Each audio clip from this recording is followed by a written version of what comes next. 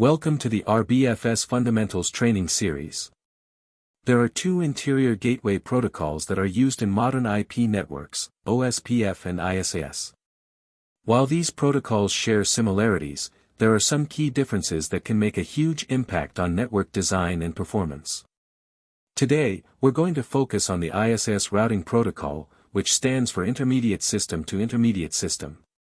By the end of this video, you'll understand the key terms and know exactly how it works. Before we jump into the details of ISIS and how it's implemented in RBFS, just a quick disclaimer, this video is free to use for non-commercial purposes, and it's designed to help you get hands-on with RBFS through self-paced learning. Keep in mind that this video doesn't cover every possible configuration in RBFS, and some details might change with future software updates. Here's what we'll cover in this clip. In the first section, we'll introduce key terms and give you a quick overview of how ISIS operates. We'll look at the protocol messages that make this happen and also dive into how ISIS routers establish neighborships and exchange routing information. Using a simple network topology, we'll walk through the shortest path first algorithm.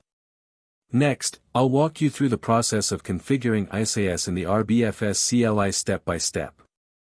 I'll also show you some useful CLI commands for monitoring and troubleshooting your network. And to wrap things up, we'll touch on segment routing extensions to ISIS, so you'll have a full picture of the protocol's capabilities. Just a quick note, all of the configuration examples and demos in this video are based on RBFS version 24.9.1. Okay, let's start right away with an overview of the basic protocol mechanisms used by ISIS. The OSI model is a 7-layer reference model for network communication, defined by the International Organization for Standardization. Although the OSI reference model does not specify the internal details of networking protocols, it provides general guidance on network design and architecture. Each of the 7 layers represents a specific service, offering a structured approach to grouping related functional elements. Originally, only connection-oriented services were specified for the network layer of the OSI reference model. Later, enhancements to the network services specification introduced connectionless network services, which do not require a predefined end-to-end path for forwarding data packets between devices. The Intermediate System to Intermediate System or short ISIS routing protocol is a link-state routing protocol designed to support connectionless network services. The ISIS standard was published as ISO 10589, but it did not initially support IP. However, due to the growing importance of the TCP/IP protocol suite, IPv4 support was added to ISIS in RFC 1195, and IPv6 support was introduced in RFC 5308. This approach, known as Integrated ISIS, allows the protocol to support both IP and OSI routing. Today, OSI routing is rarely used, and ISIS is primarily deployed as an interior gateway protocol for IP networks. However, the standards still contain a significant amount of OSI terminology, which can be confusing for network administrators. In ISIS, a router is referred to as an intermediate system and an interface is called a circuit. The paths between routers are calculated using the shortest path algorithm, also known as Dijkstra's algorithm. Neighboring routers exchange link state information to populate link state databases. Each router then independently runs the shortest path first algorithm against its link state database to determine the best paths, making ISIS a fast converging routing protocol. ISIS is especially popular in service provider networks as it supports large-scale networks very efficiently and can easily be extended to support new features and protocols, for example MPLS segment routing, which we will cover at the end of this presentation. ISIS has inherited the use of OSI addresses rather than IP addresses to represent nodes in the network. ISIS uses the OSI addressing structure to represent a node. More precisely, network entity titles, which are a specific subset of OSI addresses, are used to identify routers. The net consists of 3 parts. The area ID is a variable length part of the net, ranging from 1 to 13 bytes. The first byte of the area ID, known as the address family identifier, determines how the rest of the area ID should be interpreted. In IP networks, the AFI is set to 49, representing private networks, similar to RFC 1918 addresses. The system ID is a 6-byte field that uniquely identifies a node within the network. Duplicate system IDs can lead to unexpected behavior and are often difficult to troubleshoot. There are multiple ways to assign a system ID. One common approach is to use one of the router's MAC addresses. Alternatively, an IPv4 address can be converted into a system ID. In most cases, the IP address of a loopback interface will be used. Since IPv4 addresses are 32 bits long, and the system ID has a length of 48 bits, the translation from IPv4 to system ID is unique. A popular method for generating a system ID is binary-coded decimal encoding. Simply write the IPv4 address in decimal notation, for example 192.168.0.1. Ensure each octet is a 3-digit number by prepending leading zeros if necessary, in our example 192.168.000.001. Finally, adjust the placement of dots according to the required format. The last byte of the net is called the selector. This field is part of the OSI network service access point addressing scheme but is not applicable to ISAS. Therefore, it must be set to 0, otherwise, adjacencies will not form. Networks can be divided into multiple parts for various reasons. In ISAS, these parts are called areas, forming a two-level routing hierarchy. Level 1 routing occurs within an ISAS area. All devices within a Level 1 area share the same area ID. The ISIS routing information is not exchanged between Level 1 routers with mismatching area IDs. The Level 1 link state database stores link state information for all nodes within the area.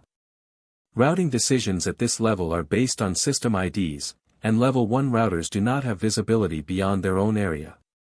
Level 2 routers interconnect multiple areas. Unlike Level 1 routers, a Level 2 router exchanges routing information with other Level 2 routers regardless of the area ID. The link state information for inter-area routing is stored in a separate Level 2 LSDB. Routing decisions at this level are based primarily on area addresses, and Level 2 routers do not need to know the internal topology of Level 1 areas, unless they are Level 1 routers at the same time. Note that the set of Level 2 routers needs to be connected to avoid splitting the backbone network. Since there are two separate link state databases, each router builds two distinct topologies, a Level 1 topology or intra-area routing, and a Level 2 topology or inter-area routing. In ISAS, the topology level is a property of a link rather than a router. A link can be Level 1 only, Level 2 only, or both Level 1 and Level 2 at the same time. If you're familiar with OSPF, you may know about area border routers, which belong to multiple areas. In contrast, SIS routers belong to a single area, and the boundary between areas is the link between two routers in different areas, not the router itself. If a router with only Level 1 links needs to forward packets outside its area, it sends them to the nearest Level 2 router within the area. A router that has a Level 2 link to another area and provides an exit out of the area signals this capability by setting the attached bit in its Level 1 link state information. Usually, all SIS routers within an area have the same area address. However, it is possible to configure multiple area IDs on an ISS router, for example to allow smooth migration of areas. In ISAS, messages exchanged between routers are called protocol data units. Since ISIS was originally not designed to support IP, there is no IP header in ISAS messages. Instead, the PDUs are encoded natively on Layer 2 of the OSI reference model, which distinguishes it from other IP routing protocols. In today's networks, Ethernet interfaces are the most dominant type, so let's restrict ourselves to Ethernet interfaces for simplicity. The destination address of the Ethernet frame is a well-known multicast MAC address, while the source address is the MAC address of the sending port. Rather than using the ether-type field, a 2-byte length field is used to indicate that ISAS employs IEEE 802.3 encapsulation instead of Ethernet 2. The LLC header contains the destination and source service access points, both set to 0xFE indicating that an OSI protocol is carried in the frame, and the control field is set to 0x03. Next, there is a 8-byte common ISAS header which starts off with the intradomain routing protocol discriminator set to 0x83 representing ISAS. In addition, the common ISAS header contains the PDU type. The packets used in ISIS routing protocol fall into three main groups. Hello PDUs are used to form and maintain an adjacency with a neighboring router. Link state PDUs carry the reachability information. Complete sequence number PDUs and partial sequence number PDUs are used to synchronize the link state databases between neighboring routers. Various types of information within ISS PDUs are encoded using TLVs, which are triples consisting of type, length, and value. The TLV format allows for easy extension of the protocol by introducing new TLVs. Let's dive into more details about hello messages. The ISIS hello message is used to discover ISIS neighbors. Routers periodically send hello messages to a well-known multicast address. Since ISIS does not use an IP header, this is a layer 2 multicast address.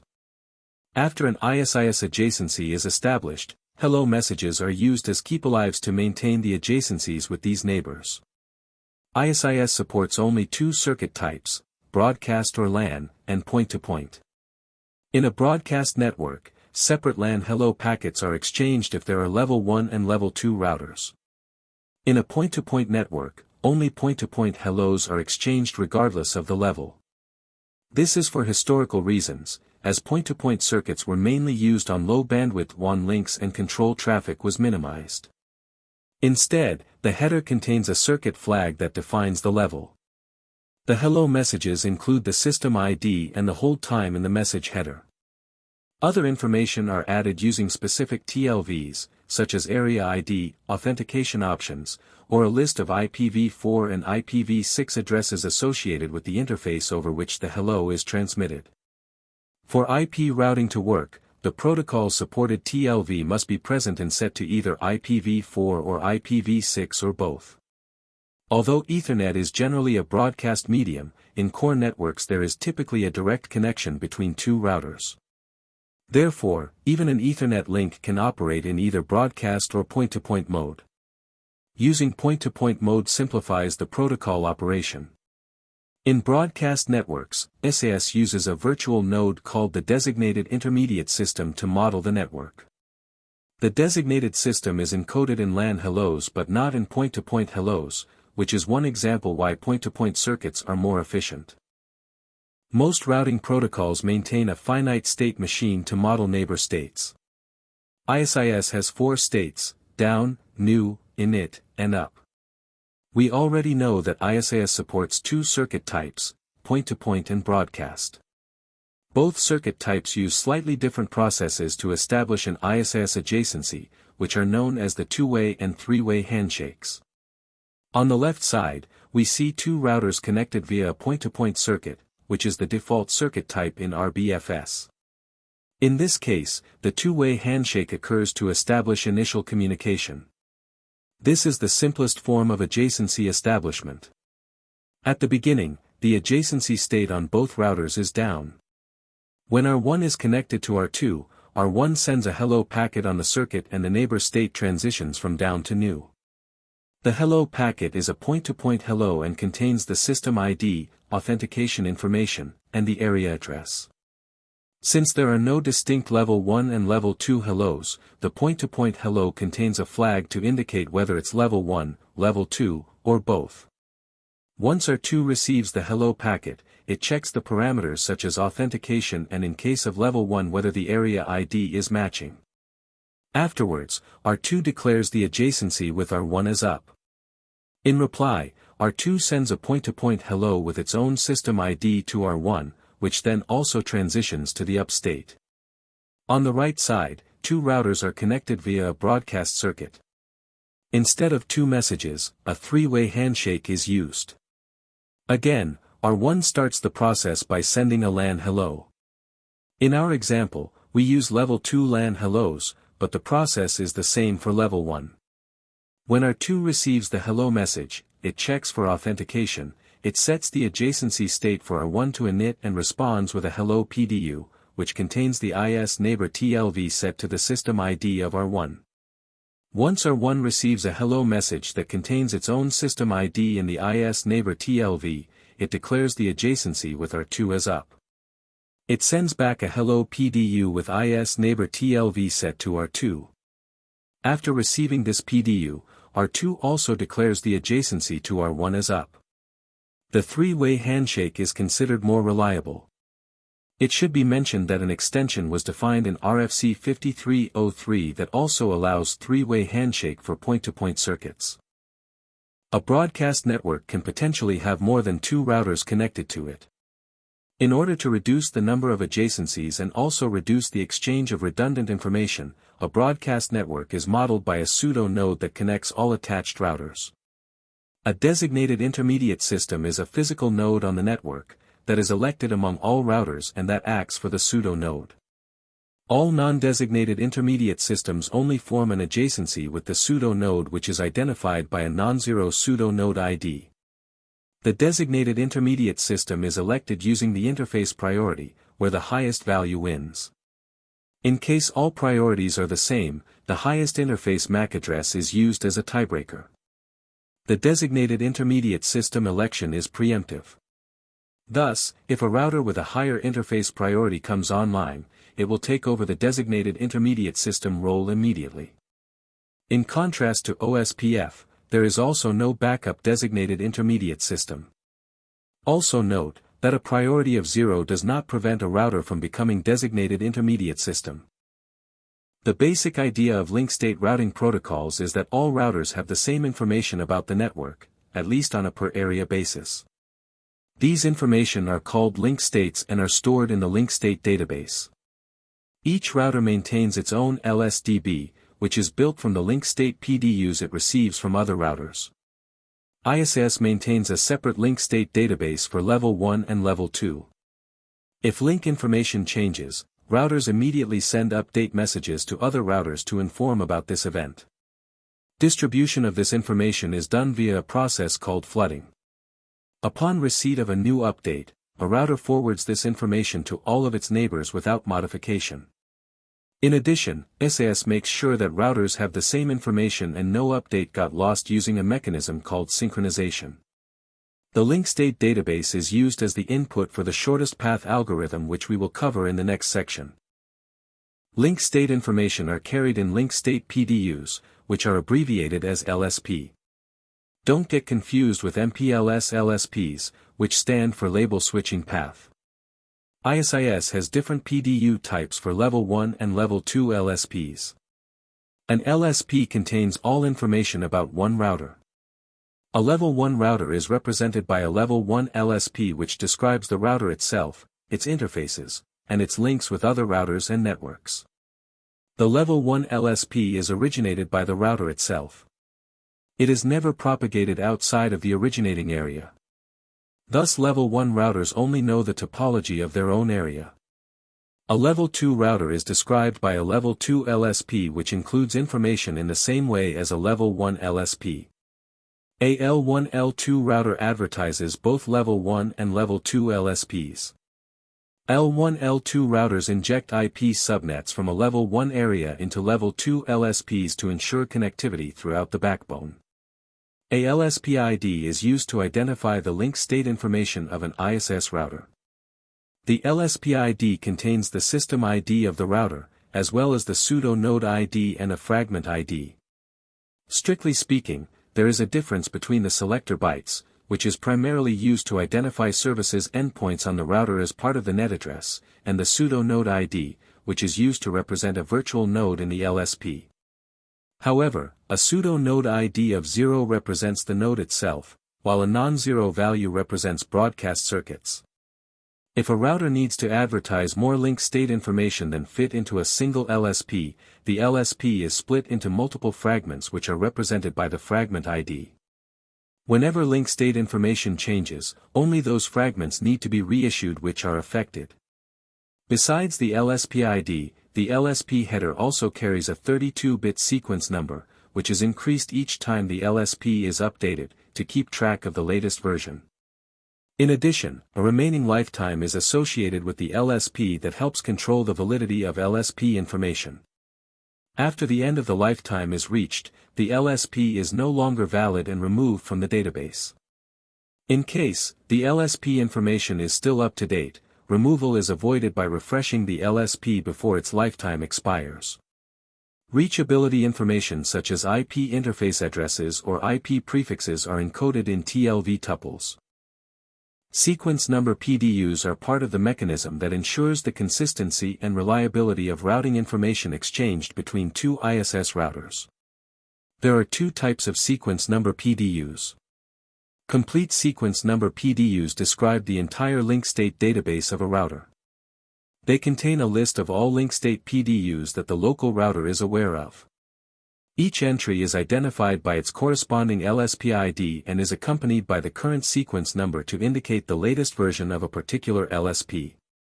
Since ISS maintains separate databases for Level 1 and Level 2, there are different CSNP types for Level 1 and Level 2.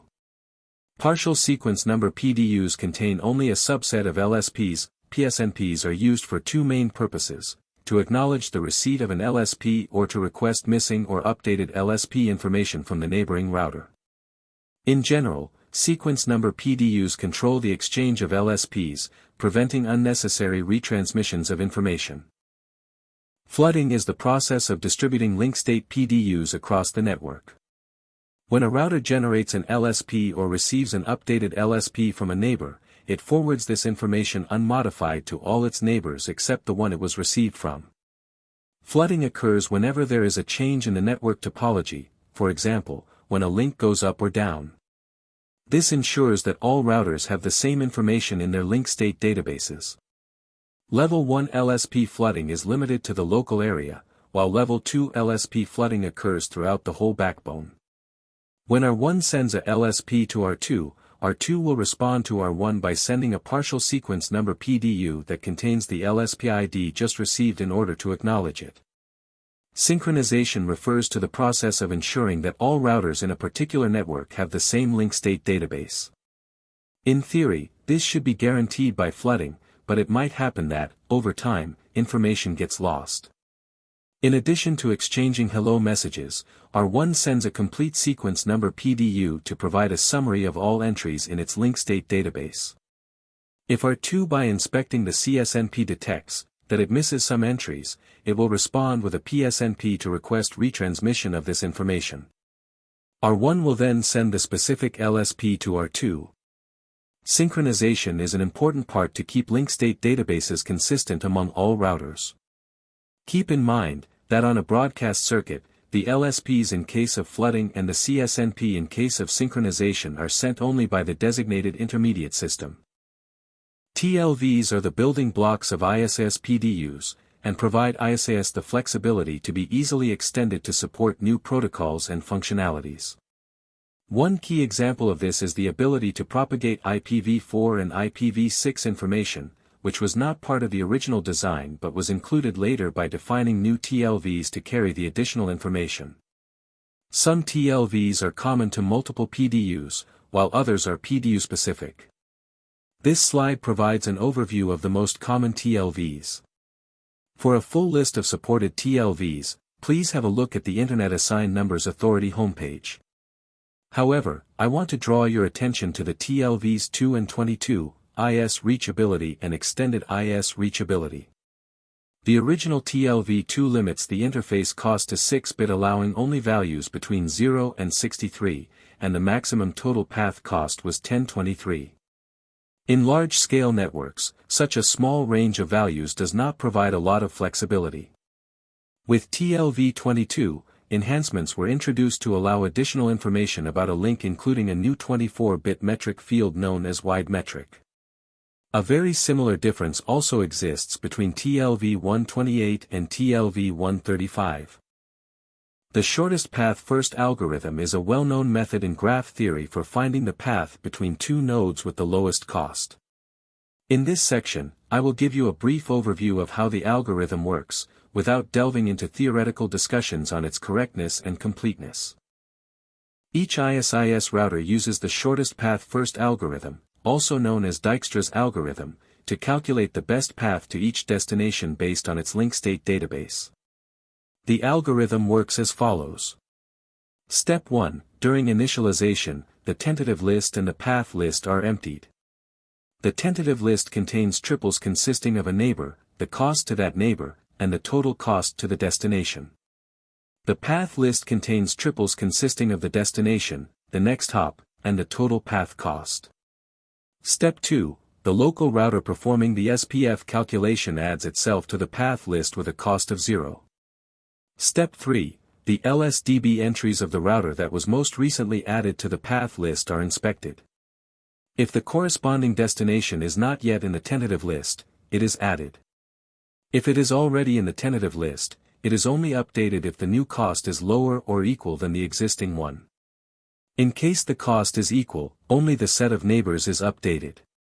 Step 4. If the tentative list is empty at this point, the algorithm stops and the path list now contains the shortest paths to all reachable destinations. Step 5. If the tentative list is not empty, the entry from the tentative list with the lowest total path cost is added to the path list and removed from the tentative list. The execution continues with step 3. The algorithm sounds quite abstract and complicated at first, so I'll explain the steps using a simple example. We'll calculate the routing table for R2. On the left, we have a database containing all links and their costs. The database refers to the example network on the previous slide. The links are listed unidirectionally here because each link is advertised as a separate link state by the ISIS router at its ends. Furthermore, in ISIS, it's possible for link costs to be asymmetric, meaning both endpoints of a link have different costs configured. In the middle, we see the tentative list, which is initially empty, and on the right, we see the path list, which is also initially empty. We've already performed step 2 and added the local router, in this case R2, to the path list. Step 3 requires examining the link states of the router most recently added to the path list, in this case R2. R2 has 3 links, one to R1 with a cost of 5, one to R3 with a cost of 10, and one to R4 with a cost of 20. All 3 entries are added to the tentative list. At the same time, it is checked whether all links are bidirectional. Since the tentative list is not empty at this point, the best entry, the one with the lowest cost, is added from the tentative list to the path list, which is R1 with a total path cost of 5. In the next iteration, the link states of R1 are examined. R1 has only one further link to R3 with a cost of 10. Thus, the total cost to R3 via R1 is 15. However, a better entry already exists in the tentative list, so nothing is to be done. Since the tentative list is not empty, we again search for the entry with the lowest cost, in this case R3 with a cost of 10, and add it to the path list. Next, we examine the link states of R3. There is a link to R4 with a cost of 5 and a link to R5 with a cost of 10. Both links are added to the tentative list, since there were no entries for R4 and R5 so far, and the total path costs via R3 are calculated. We then search for the entry with the lowest total cost. The best entry is R4 with a total cost of 15, which we add to the path list. In the final iteration, we examine the link states of R4. R4 has only one previously unconsidered link to R5 with a cost of 10 and a total cost over R3 and R4 of 25. Since an entry with a cost of 20 already exists, we can discard this link state. We only have one entry for R5 via R3 in the tentative list, which we add to the path list as the best path. Since the tentative list is now empty and no further links can be added, the algorithm is complete. In the previous slides, we gained an understanding of the principles of the ISS routing protocol. Now, it's time to put what we've learned into practice. For this CLI demo, we are using a consolidated BNG image running RBFS 24.9.1.1 in a virtual environment. In general, SIS can run in any routing instance, but we will configure it in the default instance. As we can see, there is currently no routing protocol configured. To save time on configuring interfaces, which you are already familiar with, I have pre-configured a couple of interfaces and assigned them to the default instance. The entire ISAS configuration occurs under the CLI hierarchy set instance default protocol, ISAS. It is mandatory to assign a 6-byte system ID to the protocol configuration. I have used the loopback IPv4 address 192.168.0.1 to generate the system ID. Next, we need to define the area address. In our example, we use 49.0001/24. Since the area ID can be up to 13 bytes, we need to explicitly specify the length in bits, in our case 3 bytes or 24 bits. Optionally, we can add the router ID and a hostname to the configuration.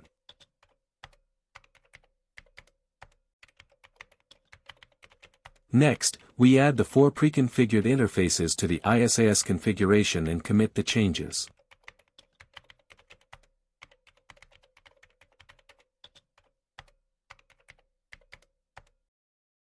Once we have activated the configuration, we can examine the ISAS interfaces using the command show ISAS interface. We can see that there are 8 entries. Each configured interface is listed twice, for level 1 and level 2. By default, RBFS assigns each interface to both levels. We also observe that all interfaces, except for the loopback interface, are set to point-to-point mode by default, and they all have the same metric. However, none of these interfaces has an adjacency.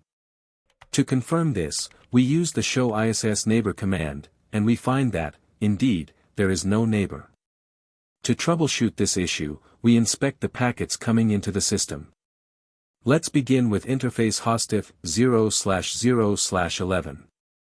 Using the capture interface command, we filter all incoming packets with the ISAS protocol.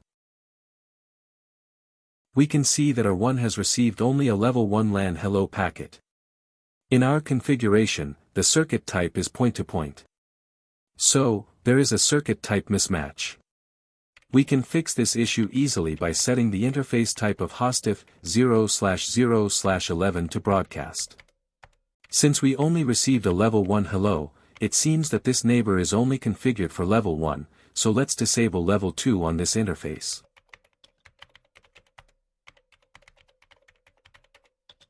After committing the configuration, we can see that we now have a level 1 neighborship with system R5.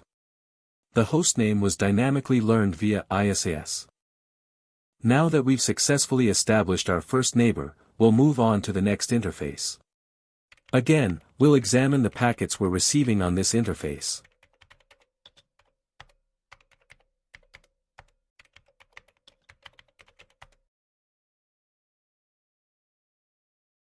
This time, we see that the hello messages are of type point-to-point, and both level 1 and level 2 flags are set, just like in our configuration. However, the remote router is using TLV10 to authenticate the hello packet. Although the output shows that MD5 authentication is used, we cannot extract the key ID and passkey from this output. We will need to retrieve this information offline. We can then configure authentication using the set instance default protocol SS authentication level 2 command, setting the type to MD5, the key ID to 2, and the plaintext password to Rtbrick.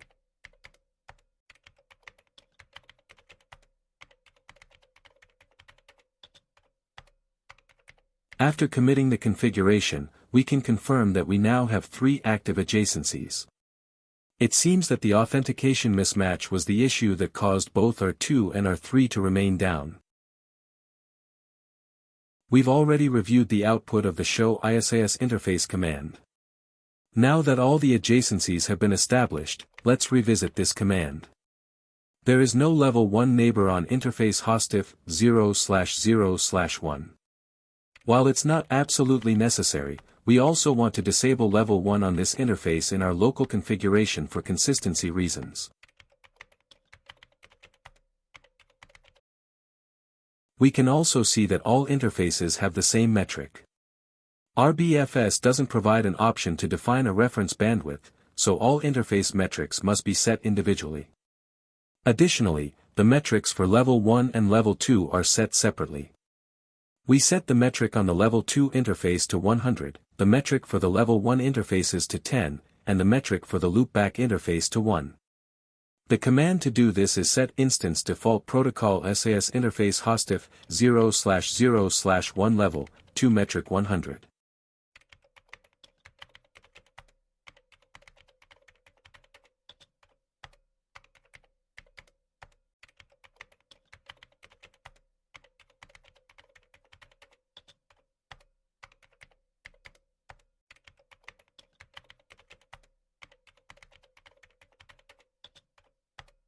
After activating the configuration, we can verify the results.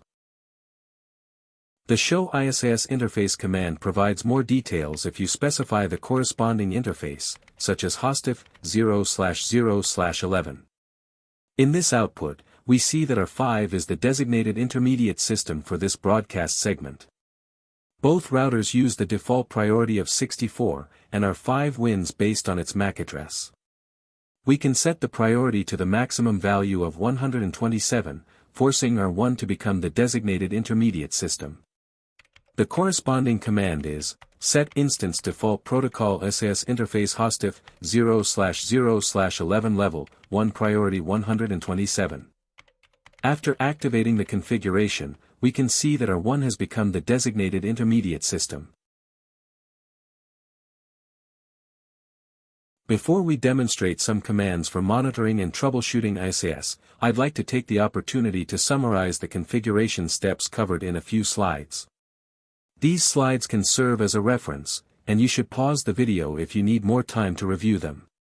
A minimal SAS configuration consists of defining the system ID, the area address, and the interface to protocol mapping.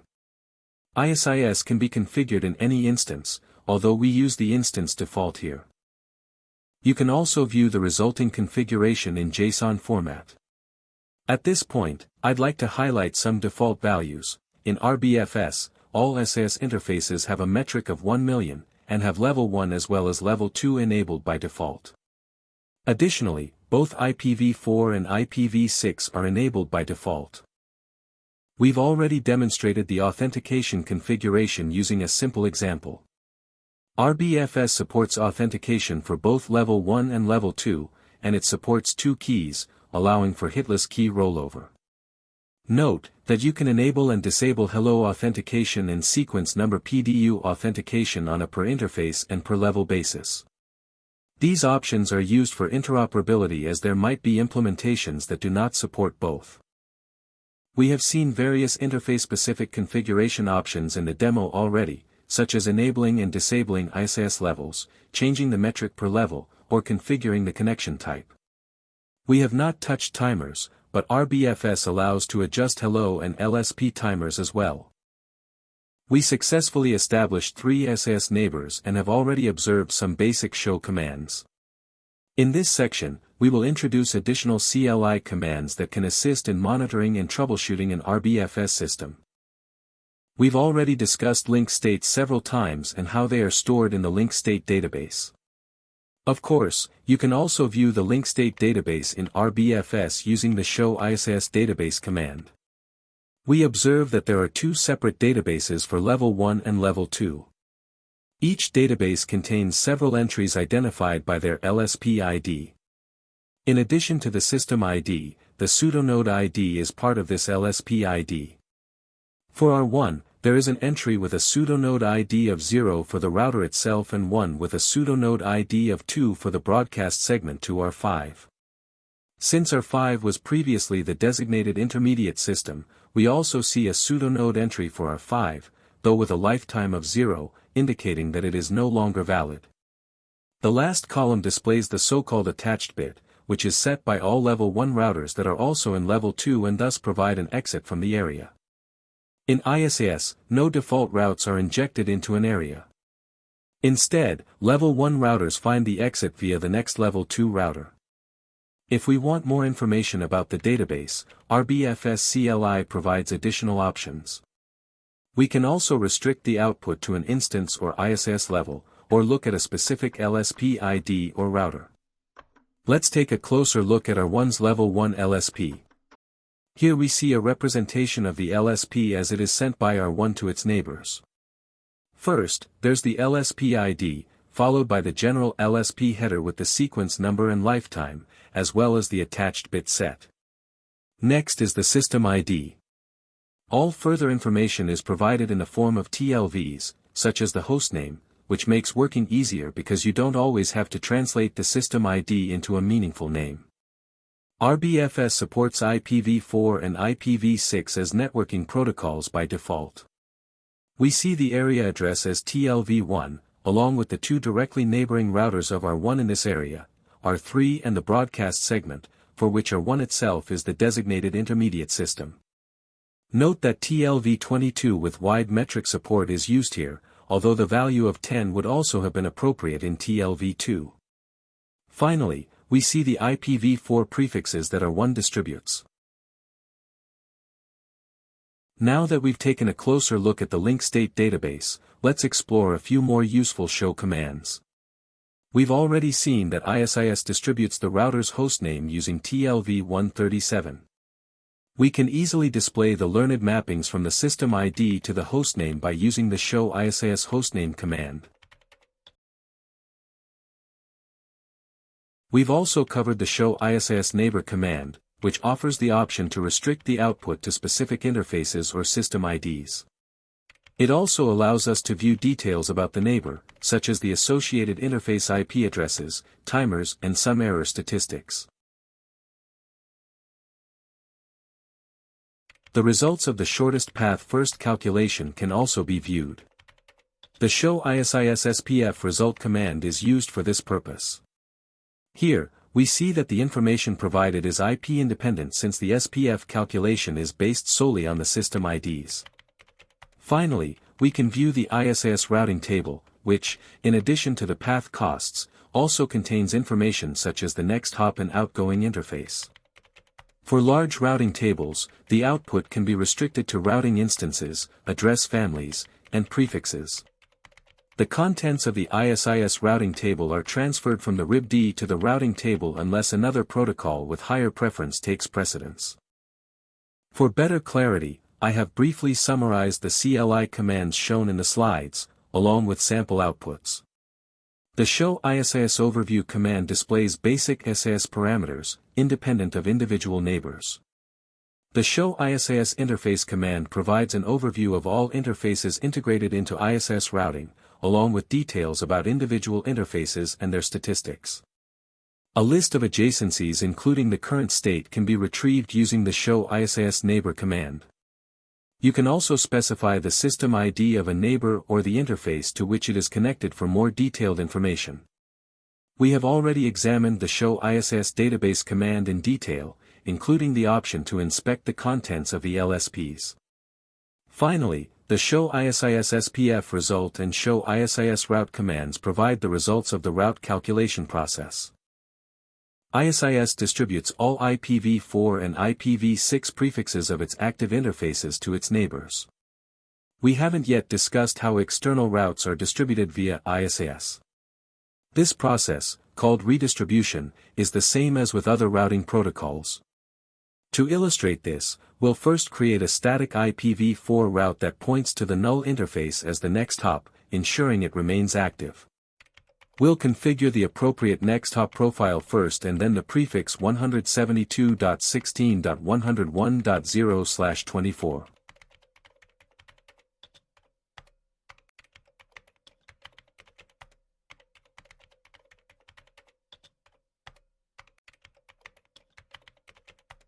Redistribution in ISIS is done using the following command: set instance default protocol ISIS level 2, or level 1, depending on the situation, address family IPv4 unicast, IPv6 is also supported, redistribute static, or any other protocol you wish to redistribute.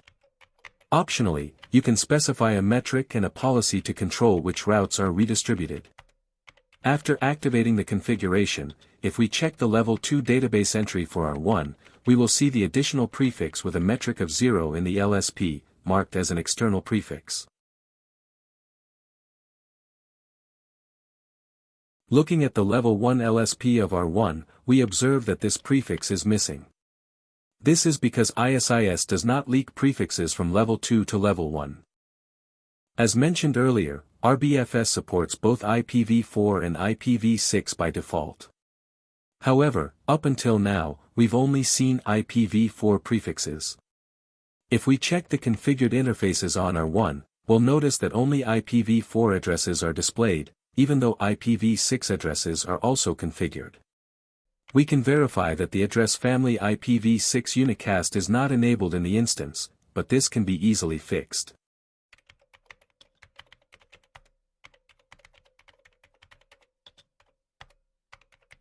Now, we see that the IPv6 interface addresses are displayed, IPv6 entries are present in the LSP, and an IPv6 routing table is generated.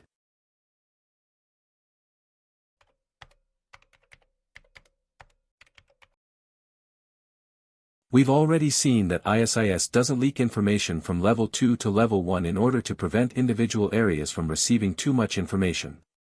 On the other hand, routers in the level 2 backbone must know the destinations in the individual areas, otherwise, they are unreachable.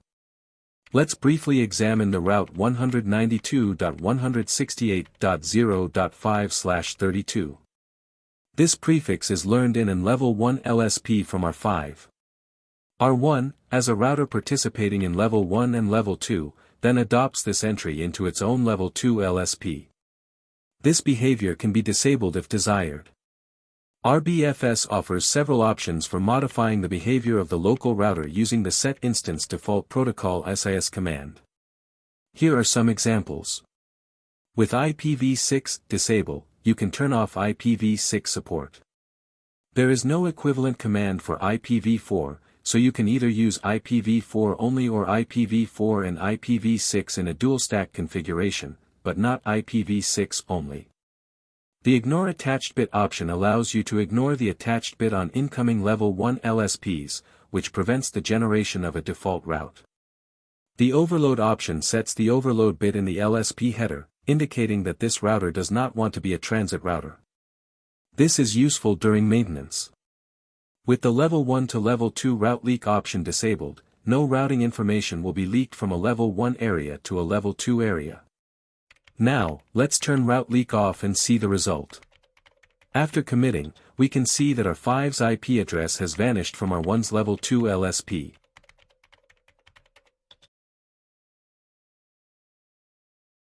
Since we do not want this behavior, we roll back the configuration before continuing. I've summarized the relevant commands for redistributing external routing protocols to ISIS on this slide. In the example, we saw that you must specify both the level to which you want to redistribute and the address family. If no policy is explicitly defined, all routes are adopted. At this point, I'd like to highlight that RBFS does not support redistributing ISIS routes to ISIS. We've discussed some global configuration options in detail, so this slide serves only as a reminder. In the final section of this video, we'll cover segment routing. I'll demonstrate how to configure segment routing here, assuming you already have some knowledge of MPLS in general and segment routing principles in particular. If not, I recommend checking out the MPLS part of this video series. RBFS supports segment routing according to RFC 8667. Segment routing uses a standard MPLS data plane. The key difference is that no separate protocol, such as LDP, is used to distribute label bindings. Instead, the corresponding labels are carried in ISIS TLVs or sub-TLVs. A distinction is made between node segment IDs, or more precisely, prefix SIDs with the node flag set, and adjacency SIDs. While node SIDs are unique across the network, adjacency SIDs are only locally significant. In both cases, a label block must be defined from which the corresponding labels are allocated. The individual prefix SIDs and adjacency SIDs are then relative indices within this block. The segment routing configuration in RBFS, in its simplest form, consists of two steps. In the first step, we need to define the segment routing global block using the set instance default protocol SIS segment routing sRGB command. The block has a base value and a range. In our example, the the block consists of labels 8000 to 8099. In the second step, we need to define the node SID on the loopback interface. Node SIDs cannot be configured on any other interfaces. The set instance default protocol SAS interface loopback 0/0/0/0 segment routing command allows the configuration of both an IPv4 index and an IPv6 index, where index refers to the SID in this case. After activating the configuration, we can inspect the LSP of R1 and verify that the prefix associated with the loopback interface now has a SID of 61 for IPv6 and SID of 1 for IPv4. In both cases, the node flag is set. We also note that a new TLV, the segment routing TLV, is added to the LSP, advertising the segment routing global block. The show ISAS segment routing global block command lists all sRGBs learned from other routers. It is not strictly necessary for these blocks to be identical, but having them identical simplifies operations significantly. The show ISAS segment routing label binding command does not produce any output. This command only displays label bindings advertised by an LDP segment routing mapping server, which does not exist in our topology. The show ISAS segment routing prefix segment command lists all node SIDs that have been learned.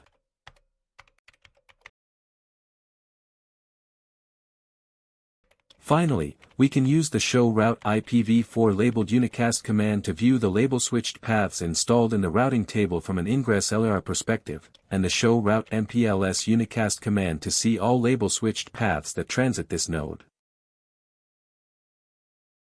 This slide summarizes the configuration of prefix segments in RBFS, starting with defining the sRGB and then assigning SIDs to the loopback interface for IPv4 and IPv6. Instead of node SIDs, you can also configure Anycast SIDs. However, node SIDs and Anycast SIDs are mutually exclusive on the same interface. For reference, I've also included the configuration of adjacency segments on this slide. You need to define a segment routing local block and assign the adjacency SIDs to the appropriate point-to-point interfaces. Last but not least, I have put together the most important show commands for monitoring prefix SIDs, along with some sample output. The commands for monitoring adjacency SIDs are likewise. Thank you for watching this clip on configuring ISAS basics in RBFS. I appreciate your attention and hope to see you soon in the next video of the series.